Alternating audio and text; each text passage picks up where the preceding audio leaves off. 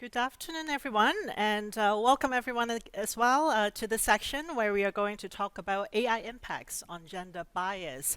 I'm Christina Fung. I'm the Senior Vice President of CGI, and maybe I will try to learn how to toggle to the next slide. So just want to give a little bit about myself and going through the agenda today. So we are going to talk about a very exciting topic because you go anywhere, you read the news, you go to any conference, you have to somewhat being abused by the topic of AI. And so we are all here today to talk about that. But most importantly, to align, to be relevant to our conference today, talking about women and how we are going to be impacted and how job market or the gender bias, will that be helping or will that be not helping of what gender parity is going to look like. So we are going to talk a little bit about where we are with gender equity. Then we are going to talk about what is AI, why do we care, what are the impacts, the potentials. Impacts not necessarily has to be bad. So we are going to talk a little bit about the good side and the bad side, and most importantly, what do we need to do to cause the good side to happen and be mindful about the potential risks and the bad side. And last but not least, at the end, I will share a little bit of my perspectives from my conversation with researchers to analysts. And I just came from Vegas last Friday, where I talked, I was socializing and talking to 30,000 other AI practitioners in various topics about economies, about businesses, job market, and also including ESG, sustainability, and gender equity. So we'd like to share a little bit of outlook with you at the end. So without further ado, do we see what we see? I see. Okay. So without further ado, I'm just going to introduce briefly about myself. So I'm Christina, I'm Senior Vice President of CGI, and I'm currently the Global Head of Artificial Intelligence Enablement. CGI is one of the largest IT and business consulting company in the world, and as well as we are the business IP solutions provider. So across 40 countries, 92,000 members, and certainly we have great presence in Sweden, and that's why I'm here today. As the leader for our AI enablement, I'm focusing on building a sustainable business model, talents, and as well as business solutions that is AI enabled. As being the AI evangelist, so that's why I'm here today, to promote AI, to help talking about what fear people talking about and how should we face these fear positively. I'm also the evangelist of promoting the responsible use of AI. And I hope that it will resonate with you and with your country, because I heard that Sweden is really pro green technology, ESG, equity, so we are going to hum the same song today. At the same time, I'm also the Women of CGI Canada executive sponsor, where I love promoting DE&I and gender equity within our community. And in my spare time, when I have my spare time, and of course we make time for something that's important, I'm also the coach of many women within the company and outside CGI. And I'm also the coach for the women's high school teams in Canada, representing Canada in international business events. So I love promoting this community that is in front of us today. And that's why I am the most fortunate person today in this venue. I'm the most fortunate person. I have the most fun job. And thank you for my Sweden colleagues giving me the opportunity and the honor to speak to you today about AI and gender equity. So where are we with gender equity? And gender equity has been going on a roller coaster ride for quite some time, and certainly most recently. It's never been easy, and it's never a dull moment. And I'm sure many of you, if you have been following this journey, you know it's not easy. It's not easy in your society. It's not easy in your family. It's not easy at work. So being united in that front is quite important. And I hope that at the end, when you walk out this section, you know what we all need to be united to do. So we all know that what happened about 1,000 years ago, where different culture and causing different gender perceptions and inequity statuses. Some more so than the others, but mostly overall, women have not been in an easy positions, and which have been snowballed by the fact that the societies are designed by men, and not necessarily consciously in favor for men, but unconsciously throughout the many, many years that the systems the policies, the systems, the economies, and our social statuses all have been designed by men, and hence not in favor to women. And these things, I'm sure that you have heard of it or you have talked about it before. So let's talk about what happened in the past 15 years. So good things start happening, and driven by government reforms, researchers and academia studying the correlation between women and economics and societies, and awakening of some of the large companies. They are putting women into a higher status, and becoming more aware of the importance and the benefits of DE&I, and particularly women, and focusing on a couple areas: women in leadership positions and women in industry fields that have not been greatly participated, like technology. So women in tech, aligning back to the theme today.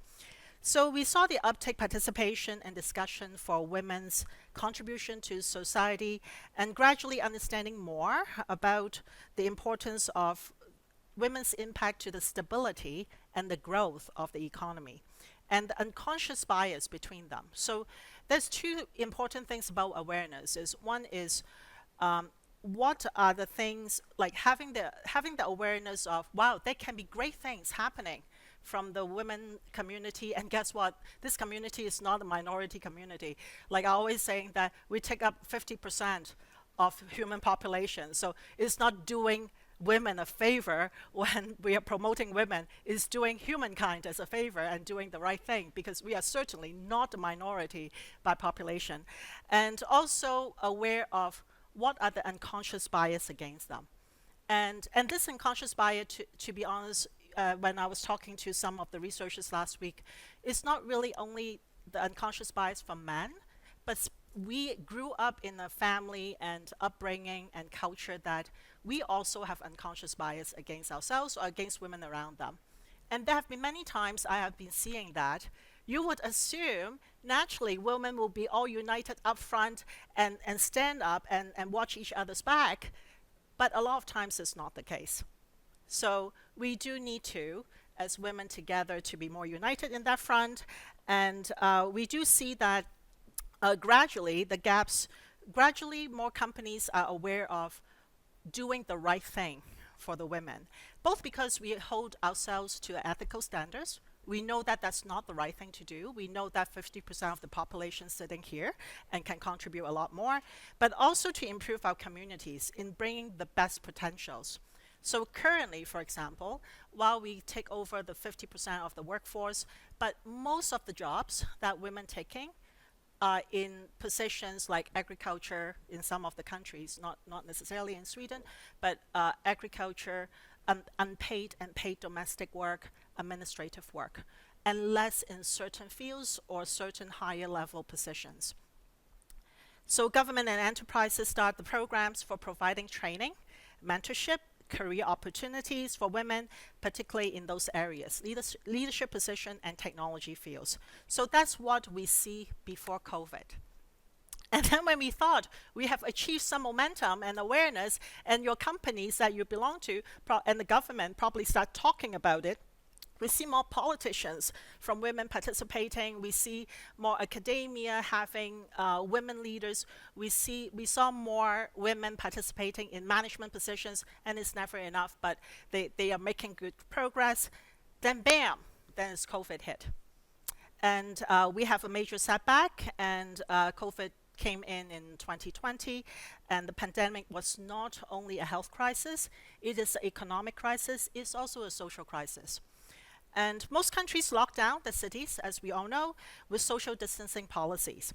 All business and global economies are significantly impacted, and many businesses came to an end, sadly. And guess what? Many of those businesses came to an end, also have more impacts to women as well. Employees were asked to stop work. Many people got laid off, sadly, or they put on hold, saying that go home when we open the door again, then come back, so you have no income, and or work from home. And while you're working from home, guess what? For those families that have children, your children also staying at home.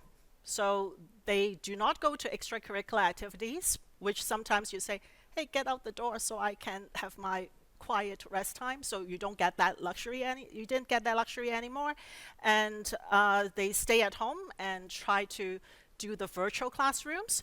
And guess what? Asking your 6-year-old to do virtual classroom is not as easy as you think it is. And social gathering disappears.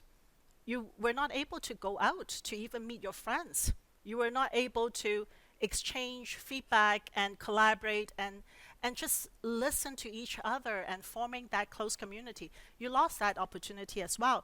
This turned many women's life upside down, and mostly to the bad side. Women got the disproportionate impacts because of our labor market is gender segregated. With most women's job, as I mentioned, is on the domestic and administrative work side. So mothers and women, wives, daughters, they juggled a long day at work from home. And I'm sure you know, when you work from home, you lost the boundary. Like you lost the boundary of your physical cue of leaving the door, leaving the house, go to work, and then come home. You have a different mindset. You lost that boundary. You just felt that you get up and you work, and then work until it's time to make dinner, and then probably you still need to check into your emails and do more work afterwards. So that's a long day of work, while at the same time, you have also to be a teacher and to be a child care provider, taking care of your children at the same time at home. And guess what? I do find that I have more laundry to do. I have the house get dirtier more quicker because everybody stays at home. My husband stays at home. My kids stay at home. I have a lot more housework to do myself too. And maintaining a busier household also causing the workload, while at the same time you get less support from your government, from schools, and also from work, and from your extended families and friends. Sometimes your family is able to come over to help out, and you lost all of those. So imagining women were on their own to maintain being a high-performing worker, to be a full-time stay-at-home mother, and to be the primary caregiver to the family. And women have to juggle 3 full-time jobs during a number of years during COVID. And this greatly impacting the mental health by social distancing and also the workload. So the results are, what does it look like? Researchers did the results of post-COVID. Gender gap in food security grown from 1.7% to over 4% globally. Gender gap in finance equity, so accessing financial products. Globally, the gap is 4%, and some regional and emerging economies 6%. Gender-based violence, that is another one that women subject to during COVID period. That has been increased with an impact of $6 trillion a year for USD. Because unfortunately, so women get locked down at the home, and if you came from a family that have abusing relationship, you're subject more to the physical and emotional abuse at the same time. All these get snowballed.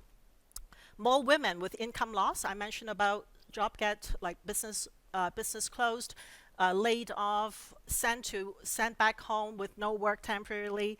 That contributed to right now, while globally we have 50% women, we only hold 1% wealth globally. Only 1% of wealth is held by women right now. Motherhood penalty. So mothers staying at home get impacted by it.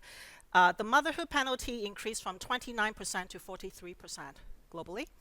Labor force is now with only 61.4% for working women, comparing to 91% men working. Additional 153 million women looking for jobs. That currently unemployed, comparing to 150 million for men. And gender pay gap is remaining at a minimum of 20%, with some countries actually more. So that's a big setback. Probably with 74% of working women right now in the world also do not get social protection. Social protection can be your pension, unemployment benefits, or maternity protections. And when all these negative impacts in job market, with only 74% of the women, actually 26% of the women got protection, that is really impactful, and with that compounded effect.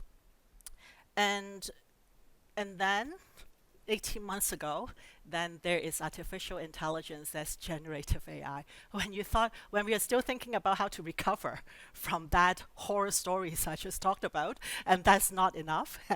And so when I was calculating, saying, will that add 30 or 50 years of hard work for our community to get back to where we want to be, and that increasing debt, and then bam, there is generative artificial intelligence, generative AI come to play.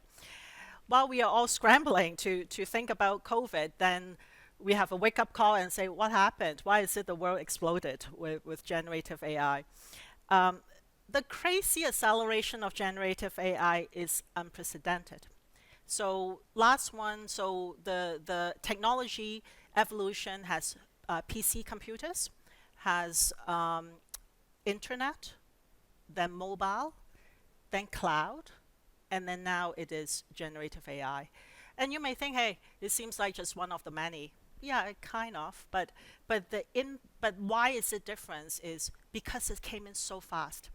And when things came in fast, people are not thoughtful when they're doing it. And when you are not thoughtful, you won't be careful, and there are risks. And there will be irresponsible use of it, and there will be negative consequences. And that's why I'm the AI evangelist, to promote what we need to watch out for. So what's not only consumers feel overwhelmed. I'm sure that you've probably feel overwhelmed that you go to internet, look at news, you say, oh, there's a new thing coming out, and there's a new app coming out, there's new things AI can do, and then you hear a lot about the job markets, people worried about losing jobs and things. And not only people feel overwhelmed, but also actually the public and private sectors. So I got the privilege to, from the work of CGI, work with government and private companies and consulting with them and advising them what they need to do, what they need to watch out for. Many of them actually feel quite lost. They were saying that, should I move? Should I don't move? Should I invest or should I not invest? What should I do to do the right thing? People don't know. So you are not alone. You are the same as your CEO probably. So that's the good thing. So we are all on the same page there. And so every week there are new models and new AI apps coming to play. And this overwhelming effect causes a lot of worries, particularly in the labor market and ethical standards. With 37% women globally, only 37% using internet. I know that sounds crazy, eh? So only 37% of our women population do not have internet access. I actually thought I was amazed on that. I thought it would be lower, but actually 37. So for every 10 people, you almost have 4 do not have access to internet. Is unimaginable. And only 20 to 30% of women in AI and data science positions. So you can think about that. When technology goes so fast, every day people talking about it, every day there's new products coming out, but 37% of women do not have access to internet, let alone knowing what is AI, and only 20% of women in the field that can influence and make a difference. That's not to our favor. And so this boom, and rightfully so, is a pivotal moment or a catalyst for gender equity. And I won't say that it's a negative thing. I would just say that it's an opportunity, it's a pivot that we can make a difference.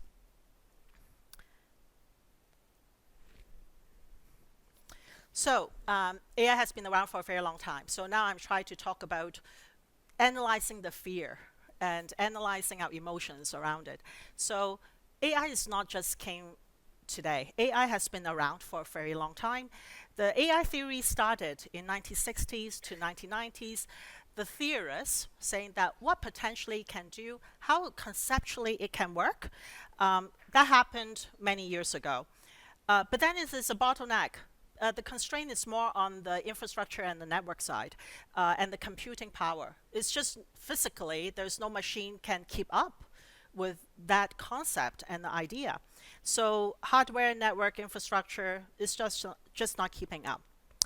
Then, as I mentioned, there's an internet boom, right? So there's near year 2000, then where PC becomes more accessible. Everybody's home has a computer, started having a computer, and then data and knowledge become much more accessible with technology. And then another big moment came was in 2010, around that time, we started the journey of big data and cloud computing. And that really changes the game, where people realizing the importance and the magic of data. There's actually money in it. That's why companies find it out, say, oh my God, there's so much money in the data business if we figure it out how to decipher it. And so it's taking, so finally there's a funding and the focus of infrastructure innovation and computer engineering. And then the rise of the tech giants, like many years ago, probably is IBM dominating the technology market. And then all of a sudden, then PC coming up, so there's Microsoft. Then there's nowhere to be found for Google and Amazon, right? Until then, around the starting around year 2000 and getting more mature in 2010. And you see it in the stock market too. It's all dominated by tech stock. Everybody talking about investing in tech, and that's where the tech giants like the Google, the Amazon, the Facebook, the Meta, they all coming up, and the good thing is it generates new career and new jobs, and it opens up new door for women at the same time.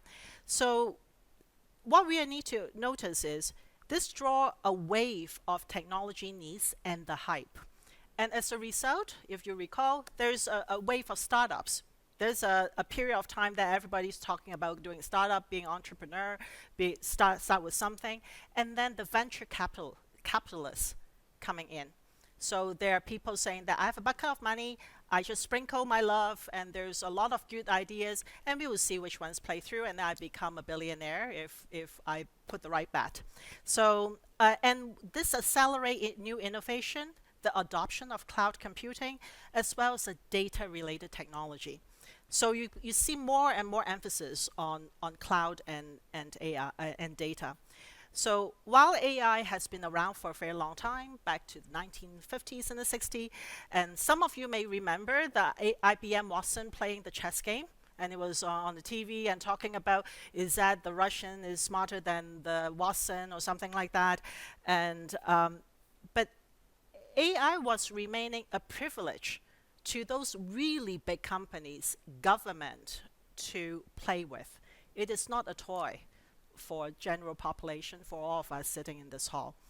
AI was a privilege to those with deep pockets, a lot of money to invest, and its assets is remaining for R&D purposes or behind the scene processes, like aerospace engineering.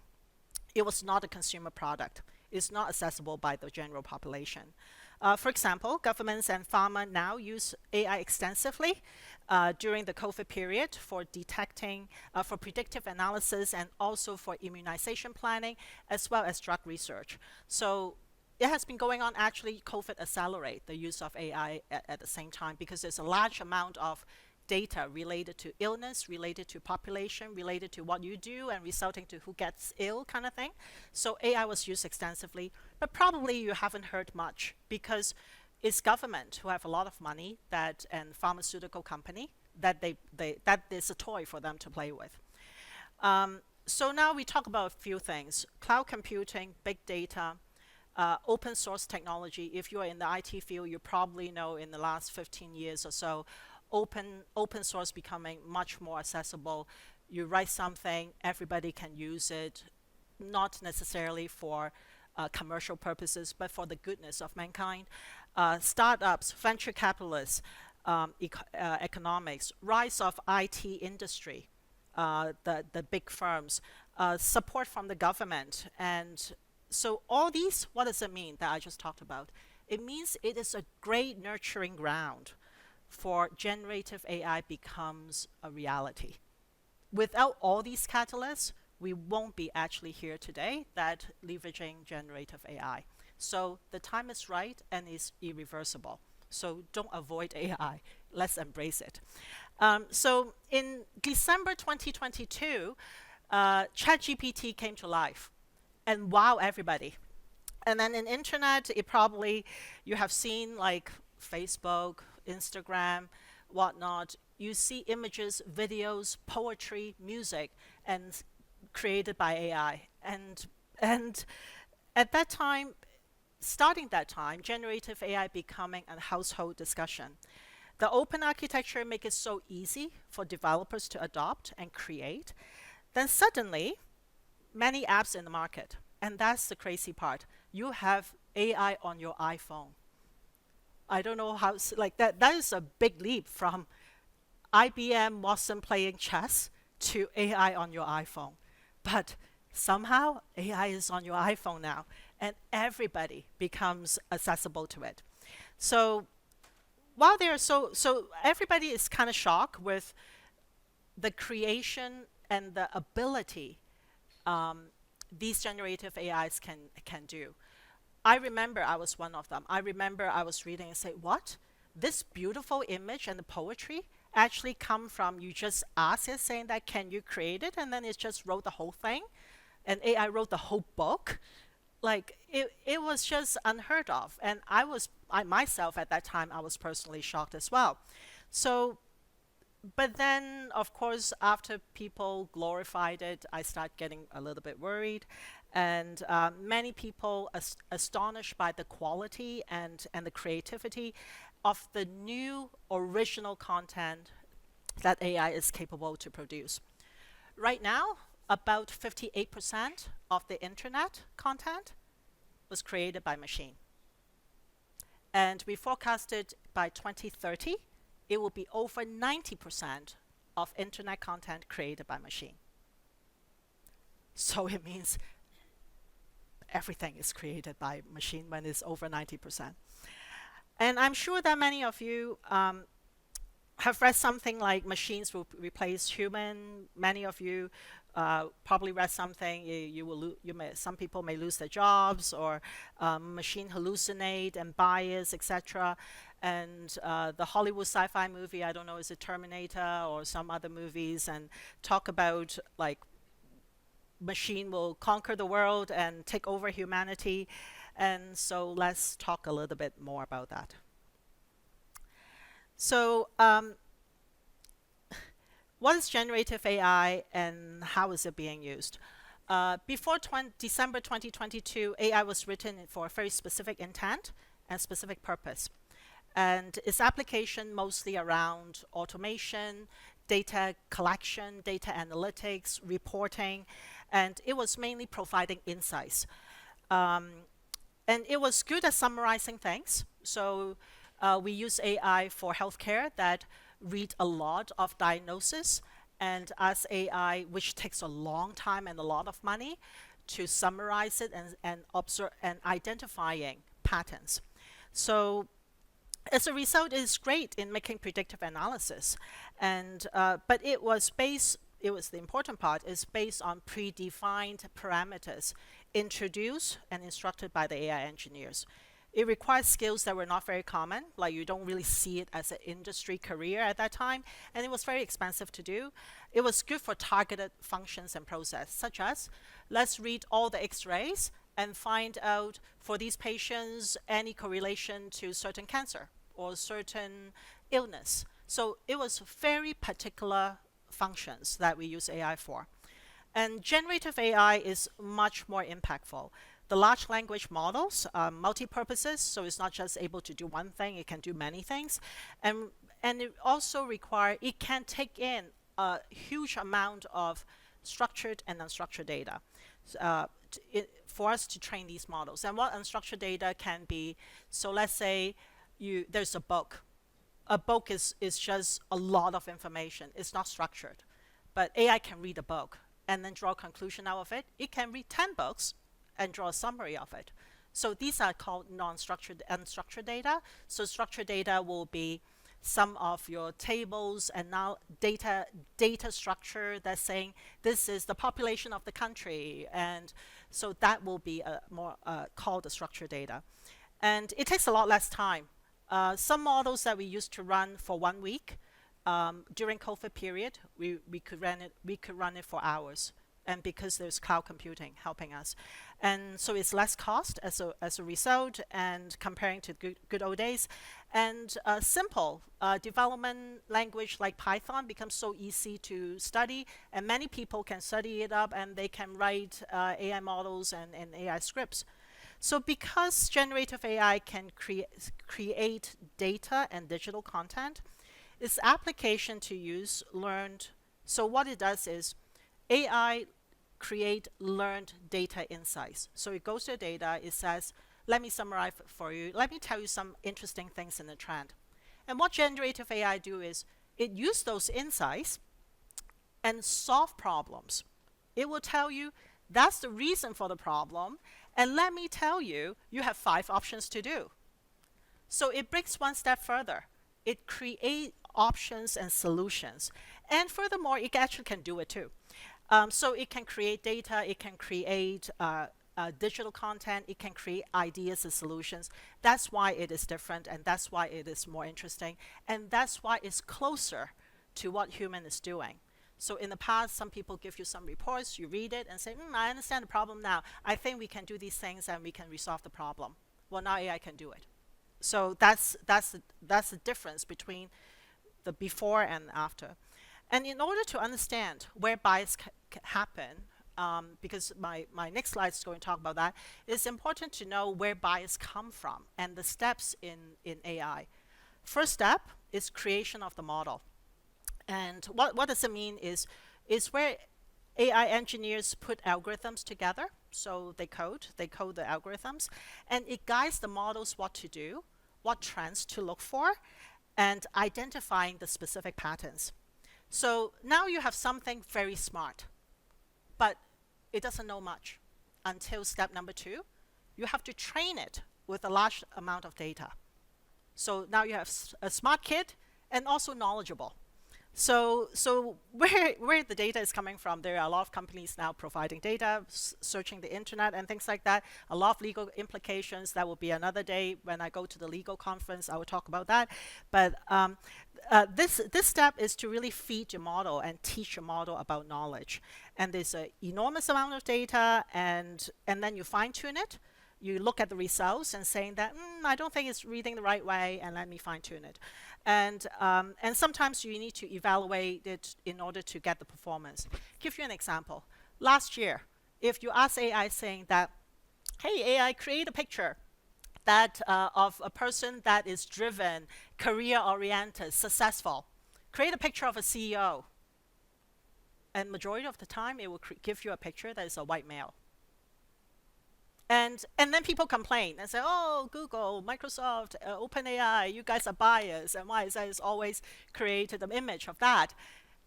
Then they overcompensate it, and about 2 months ago, I don't know if you read Imagine, which is a Google AI tool, and when you are saying that, can you tell me, generate a picture of the Second World War? And then it creates a lot of women. Some is Asian, and I didn't know Asian participated in that war because I'm Asian. I studied history actually when I was in high school, and there was a lot of Asian women, and some wearing Nazi uniform. I said, what the heck is going on? So they overcompensated, and within days, Google took it down. Google said, I'm so sorry, like it's not ready yet. I'm just joking. And so forget what you have seen. So they still haven't released it. And I talked to Google yesterday. They said they will roll it out again in June. So that is another example. What you train on it will have an outcome. And So sometimes, what we call garbage in, garbage out. So that's one of the example of that. And then last but not least, decision making, the third step. So the first step is around creating a model. Second one is training. So you have a very intelligent kid. Now it's very knowledgeable. Now the kid is going to make some decisions. And for those that who have children here, will you always make your kids to make decisions? You probably wait until they're 18, right? So there's a little bit of maturity. So that's kind of like that in AI. They will create decisions for you, but do you really trust a financial advice from your 10-year-old kid? Probably not a good idea yet, even though your kid may be very, very smart. So that's where actions, the decision making is where actions will take place. Either it is a decision that the automation will do something, and or it is a decision of what content to be created. So in the example of the Chinese woman wearing a Nazi uniform in the Second World War, so apparently the AI made a wrong decision and created an inaccurate content in that situation. So any of these three steps go wrong, you will have an AI hallucination, and you will have inaccurate content, biased content that will spread around the world. So let's talk about AI potentials. There's always a good side, right? And just like your children, very, very brilliant with lots of potential, and there's a lot of great things coming out from it. Machines are like little children, as I mentioned, and you need to teach them with patience, with the right information, and continuously guiding it. For those who are parents here, I'm sure you know what I mean, that you just don't tell your kids on Monday saying, let me tell you all the rules in the house. Goodbye. I'm sure you are going to be a great humankind in the next 30 years, 50 years. You don't. As parents, you continuously observing your children's behavior, observing how they are performing. I know the word performance is a little bit weird, but maybe how they're behaving. And then you coach them and you guide them, and sometimes they step out the lane and you say, hey, let's talk about that. We talked about that before. So maybe I'll use another example, my son, to teach you about what is ethical standards about, for example. So you need to have patience, and it is an ongoing process. You cannot create an AI model and walk away. Just like you cannot have a child and teach them about life lessons at 5 years old and then you just disappear for the next 20 years. So private and public sectors are looking for AI to help making their work better, cheaper, faster. That's the principle of your CEOs. And I'll give you a few examples. So value for customers and employees, we hear around that all the time from companies and from the governments. So for example, chatbots. I don't know how many of you have played with chatbots. How many of you are frustrated playing with chatbots? So that's not a very good experience, I can tell you. But there's a good intention. It's just poor implementation, okay? Some people rush in, and that will be another day of conference if we want to talk about the implementation of AI and how to do it right versus how to do it wrong. And but there is a good intent. Give those companies a credit that is with a good intent. So many companies want to improve the customer and employee experience, such as chatbot, self-help, translation. Translation is a big thing because we realize, like in Sweden, I don't speak Swedish, and I don't even speak French yet, and my company is based in Montreal. That French is a big thing, but now I am so glad that AI can help me out in translating my presentation or translating my town hall, translating my emails. So there's a lot of things we can use AI to improve our experience when we are working in a global situation. Accelerating new products and services, their time to market. So give you an example, pharmaceutical industry. So in terms of researching on new drugs, invention of new drugs, and doing analysis of those testing data of the new drugs, it really helps accelerating that. And it saved lives, many lives in COVID period. It saved many lives for cancer patients because they use AI to accelerate the research. Growth of the business, and also now offerings many different capabilities, whether it is around research in human behavior, improving efficiency and productivity at work, which I'm sure many of you know, like doing your work faster. Let's say you're developers doing coding better. And last but not least, ESG. You can collect data, analyzing what matters, analyzing what happens is most important. And I do want to talk about when these are all great things, and what are the things we are worried about. We're worried about job security, unknown surprises, and the spread of inaccurate information. And let's talk about the impact on gender and on gender equity. So there are great use cases on the good side. Recruiting, you can take away the personal perception of a candidate. You can create job profiles with the right attributes that is focusing not around gender. A lot of soft skills attributes, which women are great at, can be included, and then it can be using AI to screen people that is non-biased. And we did, and I was talking to the TripAdvisor CTO, and one simple thing, she included a woman mandatory in all job interviews. And that already significantly improving the women population and the DE&I population in her company. Just as simple as that, including a woman in job interviews. Now, you have AI that doesn't sleep and can do all the job interviews for you. And AI can not only evaluating you, but analyzing your emotions, your facial expressions, your body language, and identifying the great attributes that women have, which is compassion, empathy, great communication skills. All these attributes women have can be emphasized and can be highlighted with AI in that case. Career progression, we will take away, we can have a choice, to take away people's emotions and perception about one person and letting AI to give you a recommendation of based on the needs and based on the person's performance, training, and training results of accomplishing some new skills, that filling out some gaps and getting you closer to your next promotion. AI can give an unbiased recommendation to your managers around this employee want these positions, have these goals, she take these trainings, achieve these results. There's a test, experiment, whatnot. We measure the results.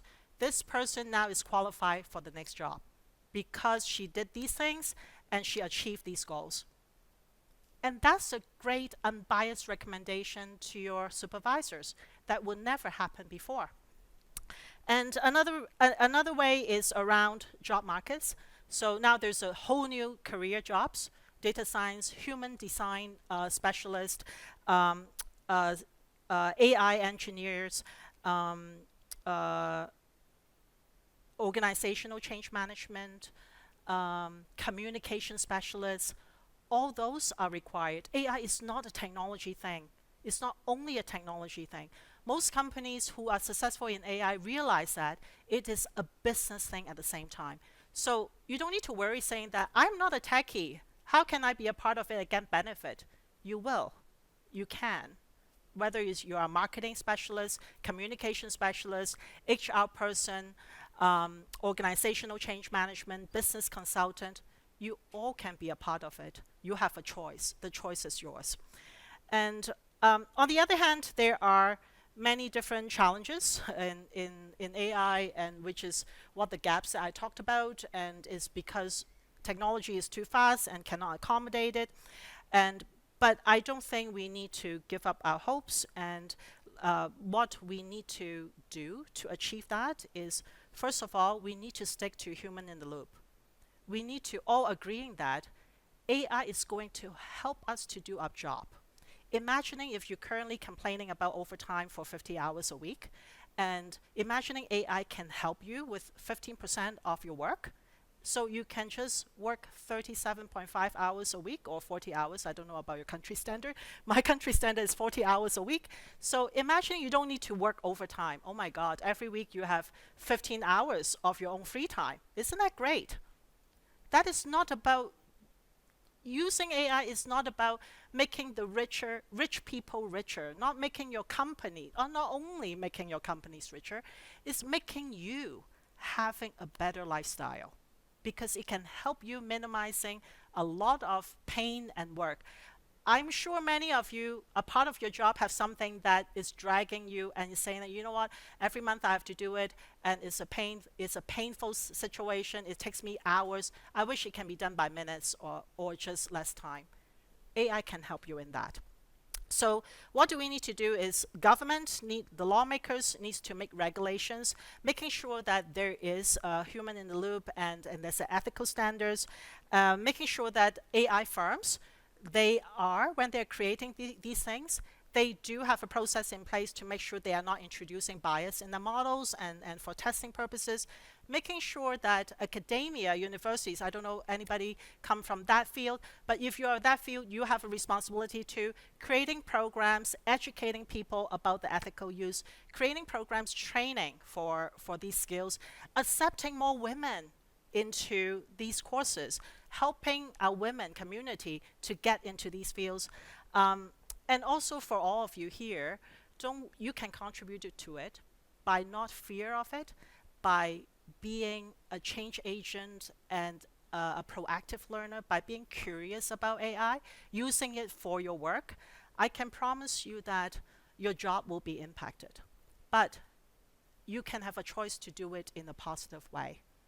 If you learn how to use AI to get your job better, you will be the top of the line in your industry, because the people that will lose their job are the ones that not embracing it, not knowing how to use it. Just imagining when the PC comes out, it can be intimidating, and there's a lot of things you need to learn, how to use Word, how to use operating system, how to use some command lines. For those not knowing how to use computers, I'm sure by now they are not really having a lot of job opportunities. That's kind of how it goes. Technology will come, and the only way, the most assured way to grow yourself in your career and have fun in your life is embracing it. It's not about fearing of it. And just leave you to my last bit. I mentioned it and summarizing it now. For labor market, some people worried about entry-level jobs. Many people came to me asking me, saying, I have a kid in university, and should the person study computer science? Is that there will be no jobs for developers? I said, no, absolutely not. It's about using AI to become better. And so